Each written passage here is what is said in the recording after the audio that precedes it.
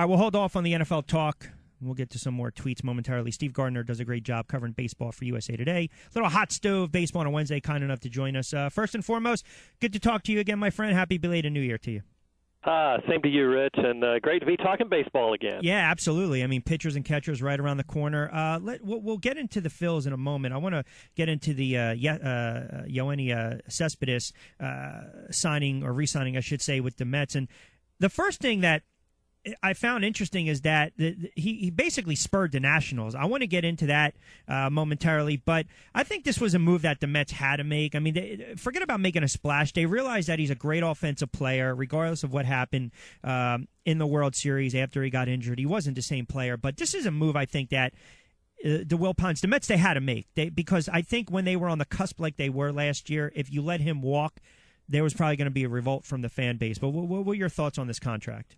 Oh, I think so, too. And the fact that, number one, you've got such a great pitching staff that is not only talented and young, but inexpensive. And the Mets had money there that they can spend, or else, they become the cheapest team relative to the amount that revenue that they generate. So I think they had to make a statement. They had to build on what they did last season. And yeah, Cespedes was really the only guy that was out there that fit their needs and that they could fit into whatever their budget is. And he certainly made a great impact on them and helped lead them to the playoffs last year. So it can satisfy the fan base a little bit that's really hungry for another season just like the last one. How about the Nationals? I mean, you look at the Nationals, they've been just a dysfunctional franchise. They can never seem to win in the clutch. They can have great seasons, but you're looking at guys like, they lose Cespedes, no Phillips. The Nationals were looking at him with a nice deal, 5 years at $110 million. But I think what kind of bothers me here with the Nationals is every deal, it seems as though there's like extensive deferrals that put a huge dent in the real value of the contract. I mean, do you think by them doing that with some of these players, it's going to hurt them signing some players? Because I just, I gave you two right off the bat, but look, getting Dusty Baker helps, and I know they rebuilt the bullpen, might be better, but you lose guys like Desmond and Zimmerman. Those are good clubhouse guys. It just seems like the way they're trying to put together these contracts are scaring some players off. I don't know. I think the clubhouse dissension may have been more of a factor in keeping people away from the Nationals than anything else. And although they did, change managers, you said, and brought in Dusty Baker, who's well respected among all major league players that have played under him, I think that's a good move for them. But it just seems like free agents this year have been shunning the Nationals for whatever reason, and whether it's the contracts that they're offering, and the Nationals are not noted to be overspenders by any means, so that could be part of it. But again, I think just the perception among players that Washington is not a great place to be, I think really hurt them in free agency. And now the Nationals have to rebuild and retool and hope that what they've done, with the addition of Daniel Murphy and the bullpen guys that you mentioned is enough to get the team back into the playoffs. Speaking of overspending, I mean, how about Baltimore? I mean, it just seems like they're willing to spend all over the place. The Chris Davis signing. Look, I know Buck Scholler would have said, how much is enough when talking about Chris Davis, and then Peter Angelo says that he's an exceptional guy. No one has a crystal ball. No one knows what this guy's going to do this year. But after the big monster season in 2014, he hit 53 home runs. He came back with a down year. You signed the richest contract in Baltimore Orioles history. You better live up to that. I mean, how much pressure is on Davis this year to perform? A significant amount. And, talk about those deferred contracts. There was a lot of deferred money in Chris Davis's contract. So I think, maybe if we take away anything from the hot stove season, it's deferred money and opt-outs, I think, are what the big storylines are. But getting back to the Orioles, they signed Mark Trumbo, and they got Chris Davis there as well. A lot of power in that lineup. Now, can they get the pitching to take care of things? I think that was an area that really needed addressing. Baltimore really didn't find the right fit from a free agent standpoint there, although they did bring Darren O'Day back in the bullpen. But yeah, I think for the Orioles, this year is all going to be about out-hitting and outscoring the opponents because, unless they can get to Zach Britton and Darren O'Day there in the last few innings with a nice lead, I think the pitching is going to be something they'll have to worry about. Steve Gardner from USA Today does a great job covering baseball. Joins us for a couple moments, 1:30 on a Wednesday edition of the Warm-Up right here on 97.3 ESPN FM. We'll take you up to 2 o'clock. David Ortiz and his, quote, farewell tour. Look, we've talked about Ortiz over the years. He's arguably the greatest DH in the history of baseball. He's a clutch as they come, especially in the postseason. 7th all-time in homers in the postseason. We know 2003. We know 2004. Here's the problem I have with this. I'm not going to sit here and cheer this guy and be a part of a farewell tour, because at the end of the day, I know the survey, the steroid survey, he tested positive in 2003, hasn't tested positive since. You're looking at some of these players that are getting in Cooperstown. No players that have tested positive for PEDs have been elected into the Baseball Hall of Fame.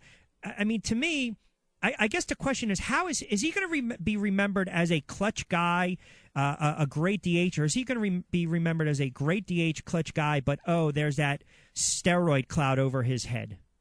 I think there's, in the media, we're kind of guilty of selectively choosing who we vilify for performance drugs and cheating and all of that, because if a player is a good guy and a likable guy, which David Ortiz, to most members of the media and most fans, is a likable guy. Alex Rodriguez, not so much. And I think we kind of, their public perception and their image reflects that. I think, it's hard for me to cast a cloud over somebody and not somebody else. So I'm looking at the entire, and we talked about this too in Hall of Fame and everything else. I'm taking, all of those performance-enhancing drug allegations out of the mix and just looking at what the guys do on the field. And to me, that's what I see when I see David Ortiz. I see somebody who's one of the greatest postseason hitters of all time, and that's the way that I'm going to look at him. And, whether there was some enhancement, how much there was for his career, I don't know. I can't make that decision. But I don't think, he's a very likable guy, and I don't think that people are going to hold that against him as he makes his final tour through Major League ballparks. I think we'll look at him. If you're a Yankee fan, you're probably not going to applaud him. Sickening to see. I mean, come on. And by the way, years ago, too, I got on Andy Pettitte. So I'm not just painting the picture over one. Look, he's a great player, David Ortiz. There's no question about it. Let me kind of segue into the Hall of Fame with Griffey and Mike Piazza. Was there anyone on that ballot that you were shocked didn't make the cut? The first one that came to mind, and I probably he's going to get it next year, was Curt Schilling. Yeah, I thought. And Ken. Actually, one of the things, those guys, it seems like, are pushed down a lot further than maybe they would have been had we not had a lot of the Bonds and the Clemens controversy still as part of the discussion. I think Trevor Hoffman, a pretty good showing in his first season on the ballot. He got more support than I thought he would, so it looks like he may be a guy who's going to get in next time around. And I still think that Jeff Bagwell deserves to be in. Again, there's no proof of anything with him. It's just a big guy, and he did great things on the field. I think he was a great player, and he deserves to be in there. I think Tim Raines also deserves to be in there. He may be the next, guy who gets a wave of momentum pushing him toward election. There's so many deserving candidates right now, and I think we're in a great time of baseball history, and more of these guys should be getting in, period. We'll save it for another day, but I don't think Tim Raines. I know the stolen bases. I don't think of, when I think of Tim Raines, I don't think of the Hall of Fame. See, and we've had this argument, you and I, before. Mm-hmm. If you have to ask the question, is the guy a Hall of Famer, then chances are he's not. Look, it doesn't mean he wasn't a great player. We'll save it for another day. I know I got a couple more minutes before I let you get out of here.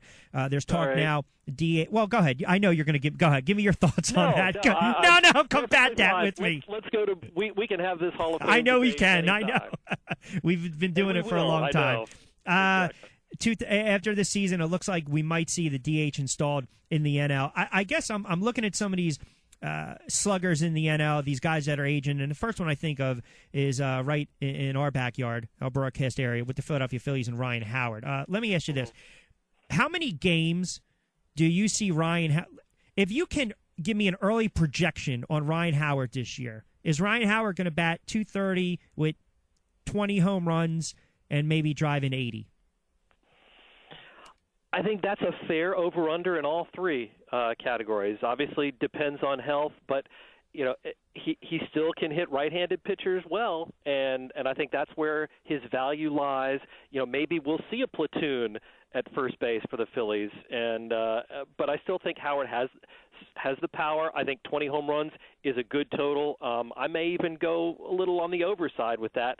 It all depends on how the rest of the Phillies can get on base in front of him for the RBIs. And again, last year hitting right around that 230 mark, I think that's probably where his level is going to be the rest of his career, because the shift just takes so many ground ball singles away from him, and he's not the kind of guy to change his swing to go the other way for a single. All right, my friend, way to kick it off in the new year. Pitchers and catchers, a couple more weeks. It's always a pleasure. I enjoy the conversation. We'll get you on next week, and we'll start to look ahead to some of the NL and the AL favorites. I appreciate it as always, Steve. You bet, Rich. Always all great right, conversation. You got it. Steve Gardner. Good stuff.